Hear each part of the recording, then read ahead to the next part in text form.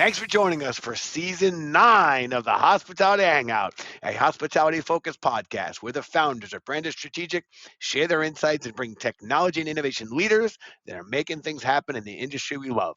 My name is Jimmy Frischling, otherwise known as the Finance Guy. I'd like to introduce my partner, Mr. Michael Schatzberg, also known as the Restaurant Guy. And thanks for that kind introduction, Jimmy. And to all those listening, feel free to call me Shatsy. Together, we are the personalities behind Branded Strategic Hospitality. We work at the intersection of hospitality, technology, innovation, and capital. And Jimmy, I got to tell you, I'm exhausted. You want to know why I'm exhausted? You're still feeling it from New Year's, aren't you? Still feeling it. It's not just, Jimmy, Christmas. It's just been a whirlwind. It was every night. It was partying, going out, entertaining. New York was a buzz. It was drinking. It was eating. The restaurants were popping. The streets were popping. I mean, you and I were busy. We had our holiday party. B-Works was jumping. It was just crazy. And then right into New Year's was crazy. It's just been a nonstop party. I am so excited for 2023. And I got to tell you, Jimmy, and there's only one thing on my mind for 2023. You want to know what it is? What might that be? Jimmy, it's all about Boom. Boom has officially launched, Jimmy. Boom is there. I want everybody right now, stop what you're doing, turn off the podcast, and go to Boom. Whoa. Don't do that. Don't turn off the podcast. It's not good. Keep listening to the podcast while you're driving. Yeah, take your phone out while driving, because I believe in texting while driving. Take out your phone and go to boom.store while driving. And Jimmy, while you're driving your car, listening to this podcast, you can go onto boom.store and find the best technology solutions to run your restaurant while driving your car, Jimmy. Yeah, I love that the restaurateurs and folks can find the best-in-class tech and innovation to help them in their restaurants. But let's not do that while driving, folks. Don't do it. Anyway, listen, I am excited, Jimmy, because boom.store is live. You know, we have over – go. I think you just like saying the word boom. I think you like saying boom. It's fun. Who doesn't like it? The boom is a fun word to say. And honestly, Jimmy, we have over 450 tech companies now on the platform. Jimmy, with another 300 coming on, there's 750 incredible technology solutions in every vertical to help you run your business. Jimmy, do you know what it costs a restaurant operator to use Boom? Really? Even in season 9, we're still going over this shtick? Okay, what's it cost? Sounds very expensive. Very expensive, I tell you. Jimmy, it's $0. Now that is a boom. That is a bargain. Shatsy, how do we make money selling it at $0? I don't know, Jimmy. I guess volume. Is that what you told me? Volume. We go with volume. That's Jimmy, right. Listen, enough with my shameless plug on Boom. We got a great show and a great guest. Take it away. We do. This is super fun because we get to kick off the new year, kick off season 9, and we get to bring on one of our good friends and partners, Mr. Fraser Nagy, CEO of Tables. We get to bring on one of our partner company CEOs to launch season 9. This is exciting. We're excited to have you join us. But Fraser, before we let you finally get involved in the podcast, we've got to go into our first segment. It's Trivia Tuesday. For all longstanding listeners, they know not to confuse that with Taco Tuesday. It's Trivia Tuesday. Being that our podcasts are released on Tuesdays, we introduced this segment last season, I should say. Big success. Each week we'll have a fun trivia question about our guest, but here's the catch. You'll have to tune in to the end of the episode to find out the answer. So this week's Tuesday Trivia, we're going to play the game Two Truths and a Lie. I like that. 2 truths and a lie. Shatsy, if you don't know this. Say that 10 times fast, Jimmy. I cannot, my friend. I cannot, even if I was sober. Couldn't do it. If you don't know how it works, I'm going to list 3 facts about our friend Fraser. 2 of them are true. 1 is false. Here we go. Number 1, Fraser grew up on a farm in Canada that was the site of a spurned lover gone mad murder. That's a serious statement right there. Canada, site of a spurned lover gone mad murder. Fact number 2, Fraser that sounds traveled. Spooky. Very spooky. He has traveled to over 100 different companies. Did I read that right? Or countries or companies? I think that's probably. I'm like, what's his name? I'm like Anchorman. I'll just read what's on the teleprompter. No, I'm going to rephrase that. Fraser has traveled. Fuck yourself, Santiago. Why'd you say that? Okay, Fraser has traveled over 100 different countries. I'm pretty certain is what that was supposed to be. And third and final, true or false, we don't know yet. truth or lie, Frasier dated a reality TV star. Okay, murder mystery, 100 different countries. I'm Frasier hoping number dated. 3 is true because I can't wait to hear that. All right, so remember, you have to stay to the end of the episode to find out which two are true, which is the lie or untruth. And okay, now let's get into it. Frasier, I know you're questioning why you let yourself get booked on this, but here we go. Let you take the lead, a little background about yourself, and of course, your best pitch on tables. Amazing. Jimmy, great to see you. Schatzy, great to see you as well. Great start to the new year. And I love the energy. That's great. And Schatzy, I'm all about encouraging operators to begin their onboarding process while driving on While driving. Yeah, I'm on your side on that. Because as someone who wants restaurants to implement, no time better than the present, let's do it right now. Well, why kick that can? Well, thanks so much for having me on.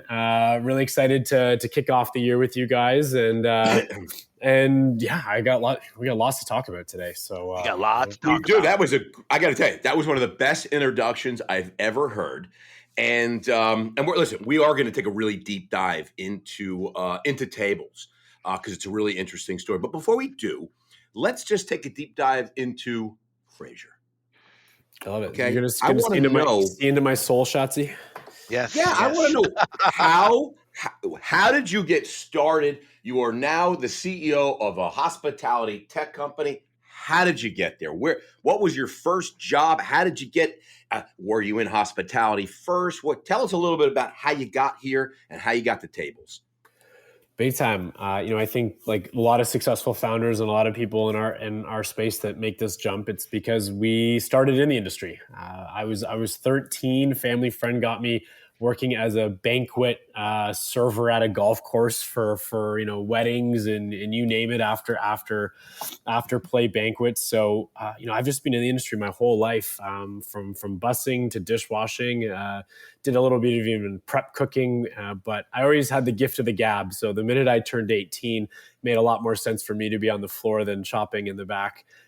So from 18 onwards, bartending and serving, and in my 20s, help open up a couple of restaurants with some friends as well. So you name it, I've done it in this space. And this tables is my second main restaurant venture. And the first one I started with literally just $18,000 I'd saved up of my server tip money at one point, which I thought at 25 was a lot of money, but it's certainly not enough to get a tech company off the ground. Let's put it that way.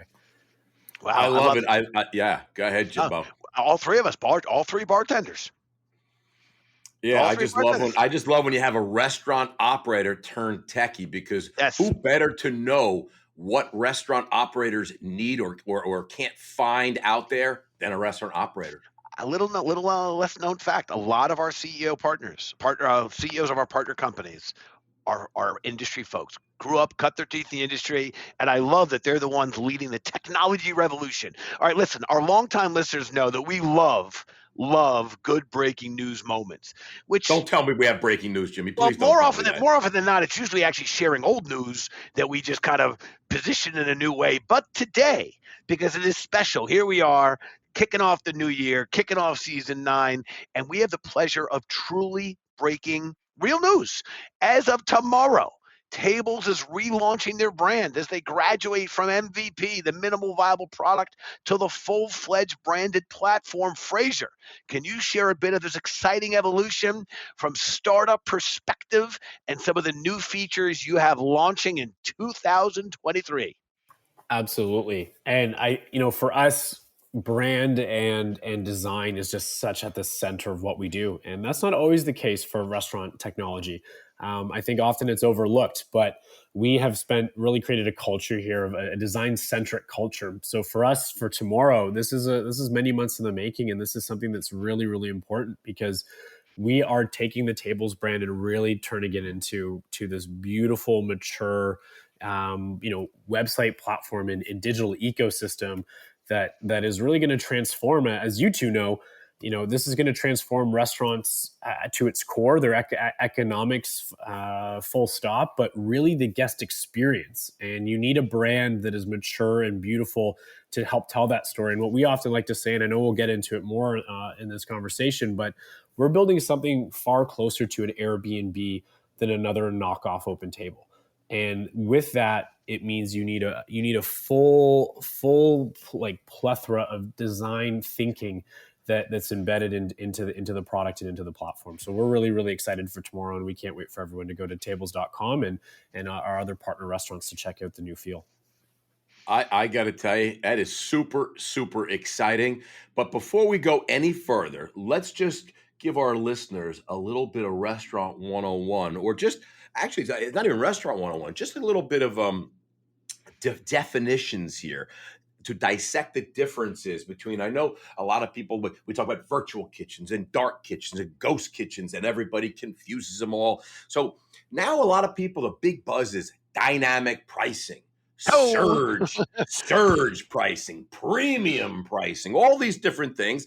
And then, of course, there's a nice term that we also call revenue management.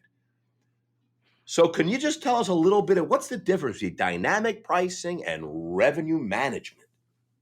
Yeah, revenue management sounds really nice. Dynamic pricing sounds a little scary. Well, revenue management is the big thing. It's what all of those other terms you described fall underneath. So revenue management is, really the combination of premium seating, which is one element, with dynamic pricing. So when you add those things together, you get revenue management. And, this is a big part of my life and our thesis and our belief about this industry is that we quite simply are the last industry in the world to do revenue management. And if you go back to actually American Airlines in 1980, they were the very first to do it. They had premium seating already. They had first class, they had comfort plus, but then they brought in the very original pricing algorithm, which is dynamic pricing, to help price flights based on supply and demand. And from there, I think that was Sabre. In the 80s. Yeah, no, am I wrong? Like the tech. Chat, just own it and say you're right, because neither Fraser or I are in a position to correct you. Where's the fact check? Where's the fact checker on this podcast? Fact checker? Google when you need it, Jimmy. Someone should create a platform for that. They really should. Listen, I want to jump into this conversation. First of all, full disclosure to our listeners. Tables is one of Brandon's partner companies. We're a stakeholder in the company. We're very proud of that. And I have to tell you, when we announced that investment, I don't think another tech company had gotten the enthusiasm from our hospitality network as much as Tables did, because, and this is a phrase that I'm enjoying, the diversification of revenues. Okay, and what could be a better example than the table upgrade? Okay.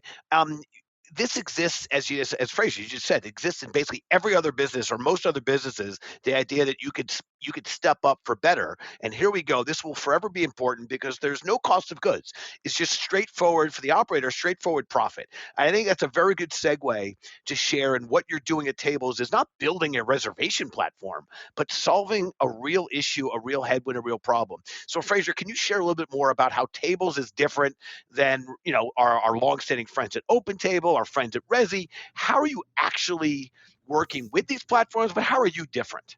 We did, excuse me, Jimmy, we did just get a note from our fact checker. Our producer, Julie Zucker, has just informed me, this is breaking news, the initial development of dynamically adjusted pricing is accredited to Mr. Robert Crandall, if you remember, the old CEO of American Airlines, as a response to the rise of discount airline People's Express in the 80s. If you remember People's Express, I called it People's Distress. But anyway, there you go. It was dynamically adjusted pricing.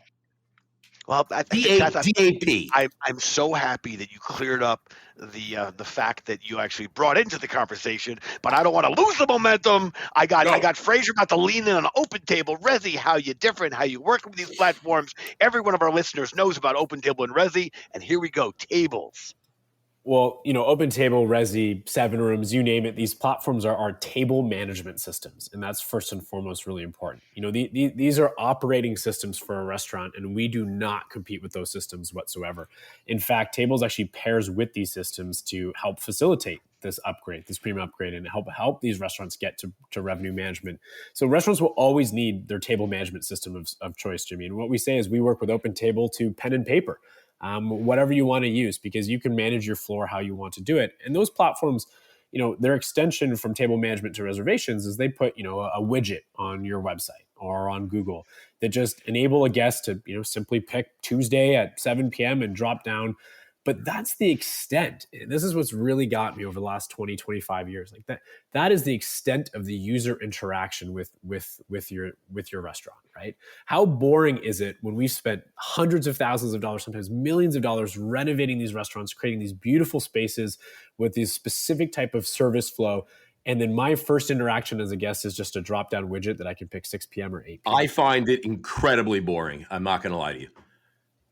I agree. So there's two sides of this as we talk about it. First is the economics part, as you alluded, the fact that every upgrade comes at no cost of goods. So that $20 when someone books, or that $30, that at zero cost of goods can be worth more than the bill to the operator because. Yes. So is your model that you make it up in volume as well, just like our boom model?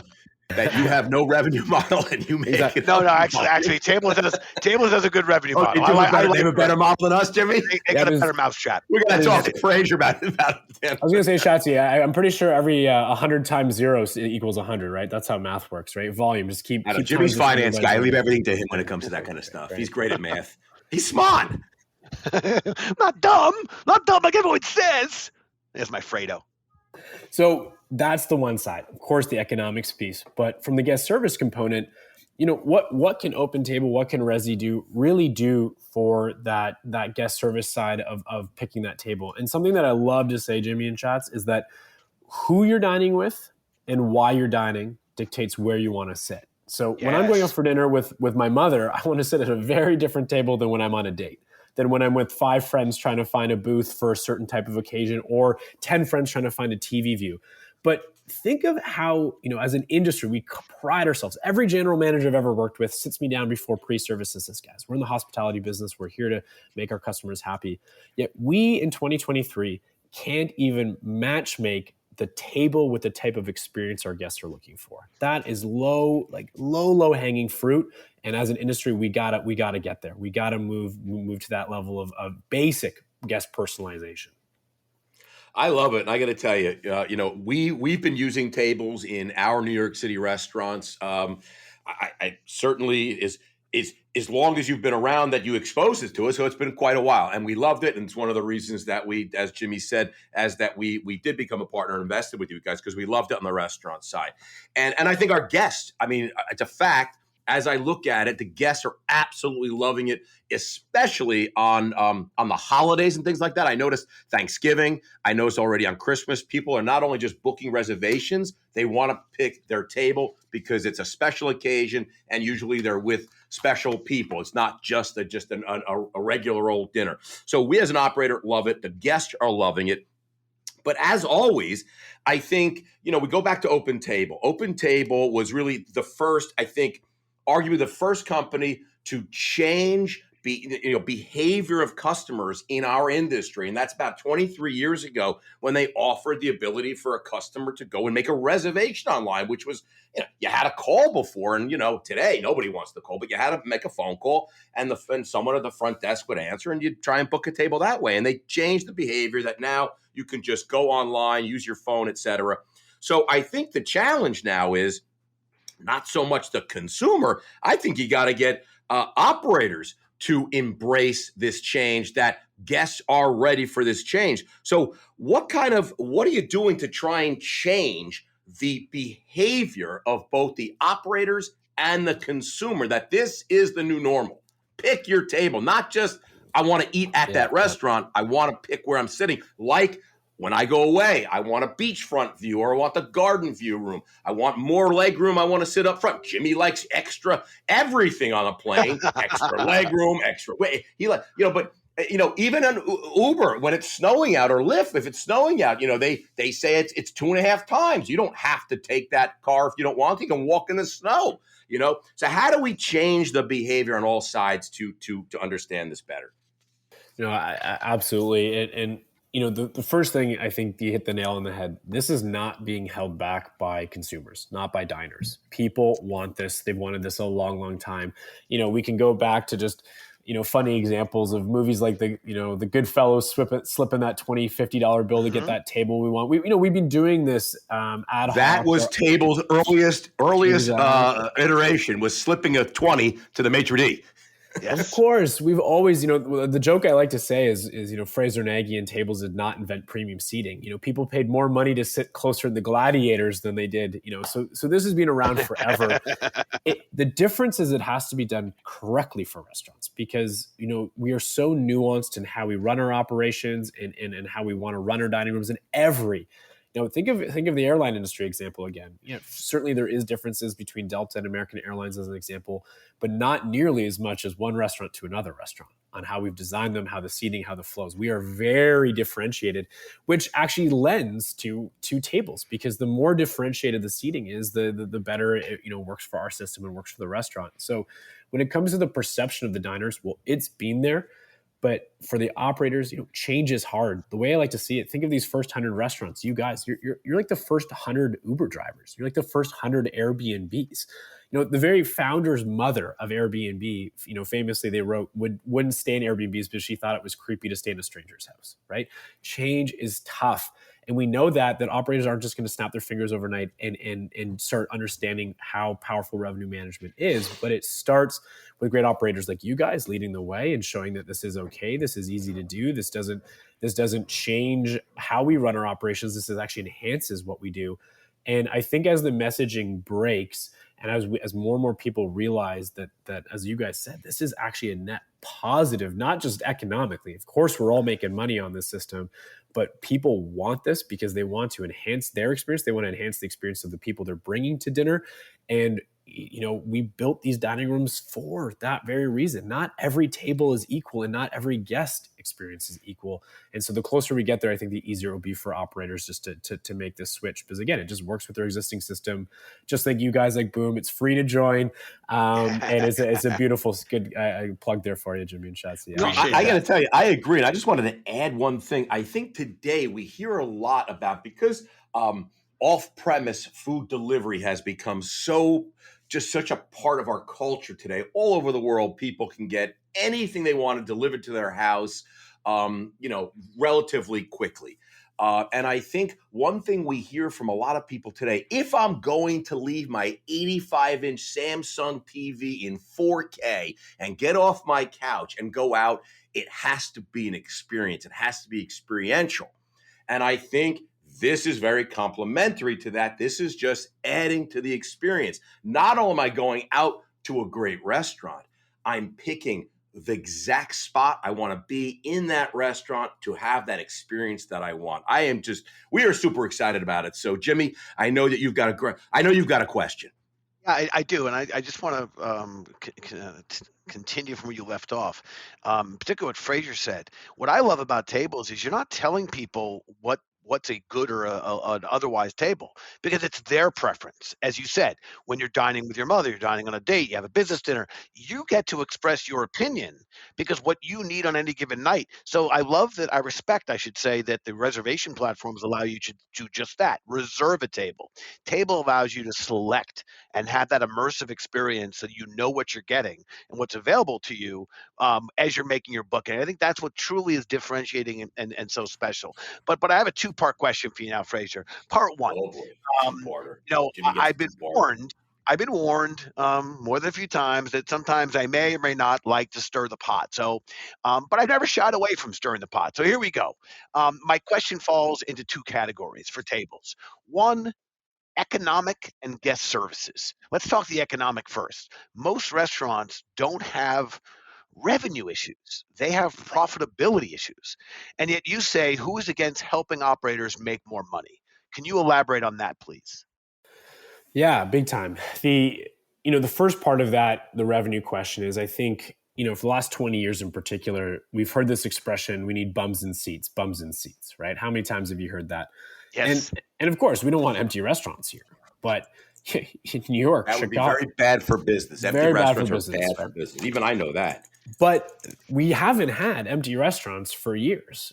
On a Thursday, Friday, Saturday night in Toronto, in Chicago, in Miami, New York, it doesn't matter. These major cities are slammed. Try getting a reservation on a Saturday night. So this perception that bums in seats is the only thing that matters for an operator is just not true. So we have a fundamental profitability issue in this industry, and that is something that is core to what we're addressing. But when you look at tables, it's going to be so easy for certain pundits and people to say, "Oh, this is just another tool for rich people. This is just another tool for rich people to bypass a line or get something that the average person can't get." But I would just say that's just inherently not true. We're not building another system for ExxonMobil to be more profitable here. And the independent operators, the hospitality groups that make up this country's backbone are so crucial, not just to our employment, not just to the health and culture of our cities, but to the suppliers that we procure our ingredients and wine from. We know how impactful the restaurant industry is to our economy. And we are facing a fundamental crisis of profitability even before we were hitting 7-8% inflation numbers post-COVID. So, for us, we think at this stage, anyone that thinks that helping a restaurant's bottom line is a bad thing really has to have a reality check, because this industry is just so important for our communities and our economy. I think that was very, very well said. But I said I had a two-part question. I started with the economic, and I think you've answered it very, very eloquently. Now let's move on to guest services. We all have our neighborhood joints where the managers and the servers know our names, our families, how we like our drink poured, our steak cooked. But Fraser, your take is that the industry really, respectfully, doesn't know jack about us, and the operators are really kind of playing a game of roulette with guests, and they've been doing it for decades. I find that to be a really interesting comment, so I would love it if you could share more on that. Yeah, no one likes it when some bright-eyed kid comes through your dining room and tells you that they can run your restaurant better, right? So we get that. No one, and Tables isn't claiming to do that. Tables is simply asking a question to operators. And if I had one mission for 2023, is that after you've come on our website, after you've seen examples of this platform in action, or heard me or one of my team members talk, is that you just simply turn around and look at your dining room and say, oh crap, that that table is a unique table. That cluster of booths over there offer a different experience, and that patio section, we could actually sell or reserve that section differently. And we need to look at our floor plans differently. We can't just keep thinking that every table is equal.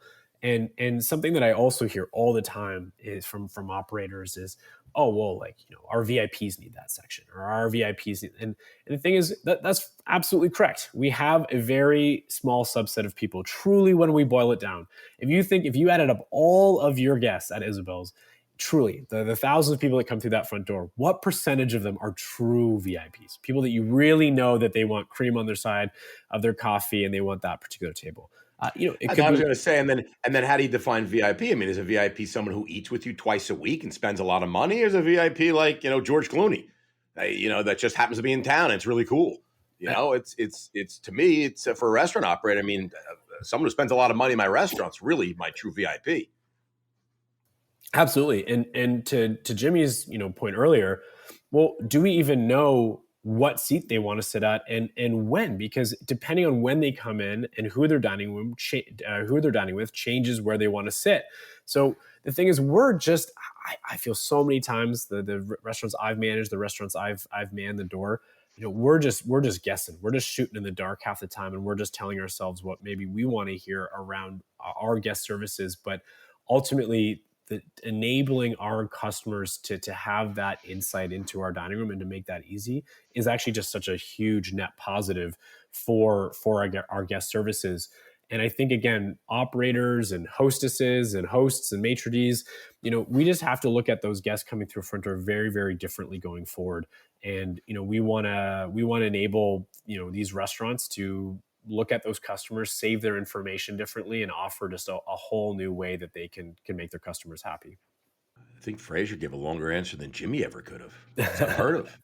I don't know if it was Jimmy, I think longer. we I don't know if found it was longer, somebody. but it was better. I will say that it was better. It was more concise. It was more informative, and I say that out of respect for my friend Frazier. Jimmy, I got to tell you, I've never seen you so enamored with an answer before. I mean, it's just to shut Jimmy up. Let me tell you something, Frazier. It takes a lot because Jimmy likes to talk. That's not me talking. That's everybody. Anyway, listen. Let's jump into the food service feud. This is a segment where that we every week on LinkedIn we have a poll. We have a lot of fun with it. We ask all different questions about the food service and hospitality space. Could be about food, could be about restaurants, trends, etc. So we ask over. I mean, I don't even know the number, but it's well over 200,000-300,000 people on LinkedIn respond to this poll. It's incredible on LinkedIn what the traction we get. So I'm going to challenge Jimmy and Frazier. You're going to challenge each other in the food service feud. Are you ready? I'm ready. All right. Ready. We asked over 14 billion people on LinkedIn one question, and the top 4 answers are on the board. Jimmy and Frazier, which chain restaurant makes the best French fries? Go. Bing. Jimmy. I was giving Frazier a chance to participate, but I got to tell you, I feel very confident. Mickey D's, McDonald's. Yeah, it's got to be McDonald's. Bing. Jimmy on the first go, yes. The number 1 answer on the board, McDonald's. Frazier, do you care to guess number 2? Number 2. According to the survey. I'm going. I had Shake Shack recently. It was pretty tasty. I still say McDonald's number 1. Five Guys number 2. Five Guys is number 2. Shake Shack is on the board, Frazier, at number 4, and Chick-fil-A is number 3. So it is McDonald's. And thank you guys for playing the food service feud. Jimmy, you want to know what you won? Order French fries from McDonald's. That's right, Jimbo. Courtesy of our sponsor. Oh, we don't have a sponsor, Jimmy. I can't say that. I've been warned by the FCC. We cannot say that. So that's just courtesy of me to you.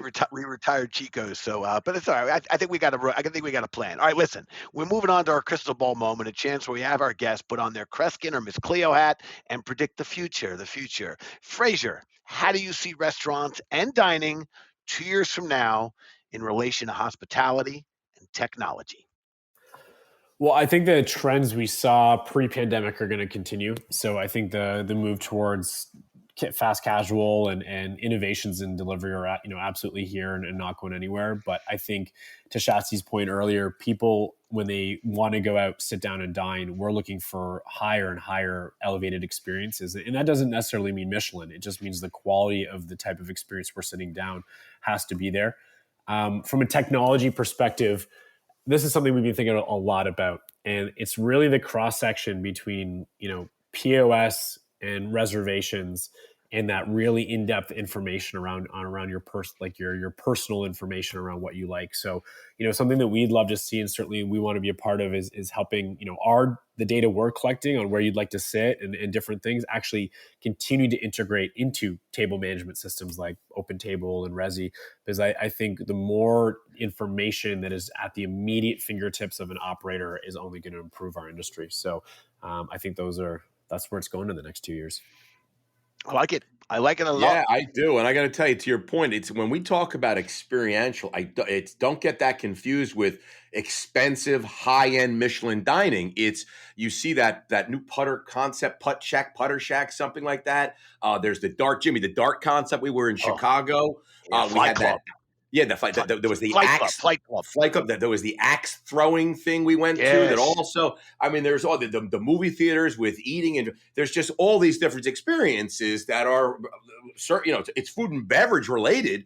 But so it's not about fine dining. It's an experience to get you out of the house. To your point, anyway. Jimmy, take it back to the Trivia Tuesday, because I cannot wait to get into this, because I've really got to hear who Frazier dated. Yes, that's Trivia Tuesday. Remember, at the top of the episode, I shared the 2 truths and a lie. Shatsy, if you don't remember how it works, I listed 3 facts about our friend Frazier. 2 are true, 1's false. Here we go. And I got the 2 right ones, Jimbo. Here we go for the recap. Frazier grew up on a farm in Canada. It was the site of a spurned lover gone mad murder. That is false. False. Number 2, Frazier has traveled over 100 different countries. That is true. Frasier dated a reality TV star. I'm hoping that's true because I want to hear who it was. All right, Shatsy, you played along. Frasier, we'll let you give the answer. Shatsy, you didn't get it right. You were close. You were close. But I'll give you some good news. The reality TV star is true. Yes, that's all right. So you didn't travel to 100 countries, but you grew up on a farm in Canada. It's true. Small town. We've had the family farm since 1830. And in 1947, on Boxing Day, it was my great uncle murdered his Jimmy's favorite holiday, by the way. You realize that? It's Boxing Day. Oh. That's his number one holiday. Well, I want to hear the story. So wait, on Boxing Day. All right. December 26th, for those who don't know it. Yeah, on Boxing Day in 1947, my great uncle murdered his other brothers and his brother's wife in a murder love affair, and it's still to this date the largest. See, this is in Canada. This wouldn't fly in New York, but still to this day, this is the largest homicide in our county's history. So it's a bit. So you kind of have like the murderer gene in your DNA. Absolutely, you just gotta remember that. You gotta focus Don't the energy. piss Frasier off. He has the murderer gene. Wait, because Chad, you were very excited. Are we going to get to know who the reality? Obviously, I'm not done. I just wanted to tell you about the murderer gene in Frasier's DNA, so don't piss him off. Now, who did you date? Well, it was a couple years ago now, but I ended up running into an Bachelor star who had been on the show. Do tell. And it was, it was one of those definitely experiences. I didn't even have an Instagram at the time. Frasier, give us her name. We just want her name. He loves The Bachelor, and he loves The Bachelorette. But we can talk offline, shots. Wait a minute. I can't have the name. I mean, Shatsy, he's a gentleman. He'll tell the story, but there's no kissing and telling. There's no name give up. But The Bachelor and Bachelorette are like two of my favorite shows outside of The Bachelor in Paradise, which is my third favorite show. I mean, all right, we'll take it offline. I can't wait. Once I tell Jillian that I know somebody who dated a bachelorette, I mean, she's going to go bananas. I'll give you a hint. This particular person I met after the fact, but she was actually proposed to on live television on The Bachelor in Paradise. There you go. Wow. There you go. Wow. I feel like that's really not a very hint because I feel like that happens on every. Is it every season? Maybe. Yeah, I think every season somebody gets proposed. I still haven't watched the show. Anyway, believe it or not. Listen, I love it. I can't wait. I can't wait to find out. And I'm going to pull up some names and we're going to throw some guests out there. But listen, before we end this podcast, which has just been unbelievably fun, I want to go to the best segment in all podcasts in all history. The metrics just came out from Nielsen's. I'm looking at them here in front of me. And it says the Branded Hospitality Hangout is now the number 2 rated food service hospitality podcast in the entire world. And according to Nielsen, the Branded Quickfire segment is the number 1 rated segment of all podcasts of all time ever in the history of all podcasting, going back to the early Roman times, as you alluded to earlier. Now, I'm going to ask you 5 lightning quick-fire questions. Are you ready, Frasier? I'm ready. All right. No hesitations. Here we go. If you could have dinner with anyone, dead or alive, who would it be? Jon Stewart. Where are you getting dinner from tonight? I think I'm just cooking dinner with my mom. It's holiday season, hanging out. What is your favorite food city in the world? I'm still going to go with Montreal. Nice. Where is your favorite place to travel? That's Tofino, British Columbia. Ooh. I think that's the first. We're 9 seasons in. Time. We're 9 seasons in. I think we've had a Tofino, British Columbia. Yes. It's the first. That's the first of the podcast. Thank you. Okay, here we go. This is the big one. The 5th and final question. If you were to challenge Jimmy or I to a game of air hockey, who do you have better odds of beating? Well, I know Jimmy's a Rangers fan, so I'm pretty sure I could beat him blindfolded. I think that was more of just a brutal attack on the. What was the Ranger fan have to do with it? I think it's one of those Montreal jokes taking a shot at one of the original teams. Dig? He thinks you're a Devils fan, Schatz. He doesn't know that. He doesn't know that Yeah, you're I'm not a even Ranger sure. fan also. Yeah, even though I Yeah. was from New Jersey, I have switched over to the Rangers. But yeah, I always love air hockey. I got to tell you, I'd love to play a little air hockey. It's been a while, but that was great. Listen, love it, Frazier. Great stuff. All right, let's get Frazier back to work. Listen, we want to thank you so much for joining us on the podcast, for kicking off season 9, kicking off 2023 with us.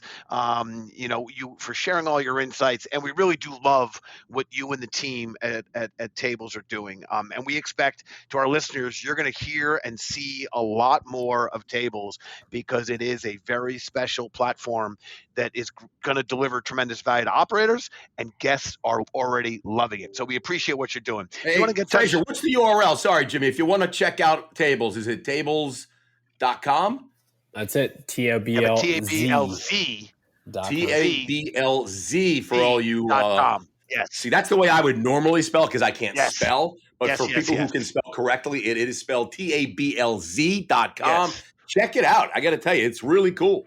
We wanted to name it something, Jimmy, that we knew when Schatzy's had a couple of fashions. He's just learned, he's missing the ES and adding the Z in there. We just wanted to make it easy. So just so you know, my spelling probably gets better as I drink old fashions. It starts out horrible. It gets better. But thank you.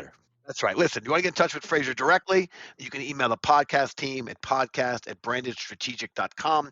We'd be happy to make the introduction. And to our listeners, we can't thank you enough. We are literally blown away and appreciative that we are kicking off season 9. We know there are so many podcasts out there, but the fact that our subscriber and members just continue to soar makes us very excited about the year ahead. And we'll keep working hard to bring on great guests like Frazier and great guests we'll have on our next episode as we welcome our friend Dave Harris, Chief Information Officer at Shake Shack. You will not want to miss that episode. So from the I got to tell you, who are what French fries are number 4 on the list of the best French fries? That's right, Shake Shack, Jimmy. You're digging our guest before he even comes on. Wow. All right. There's no chance he's not going to choose you to beat on whatever game we're going to play. But listen, Frazier, thank you so much. To our listeners, thank you so much. On behalf of the entire Hospitality Hangout podcast team, we appreciate you. So this is Jimmy Frischling, your finance guy, signing off, passing it back to my boy Shatsy. Hey, restaurant guy, a.k.a. Shatsy. Thanks, everybody. And listen, we are super excited about a fantastic 2023. Cheers, everybody. Cheers, guys. Thank you.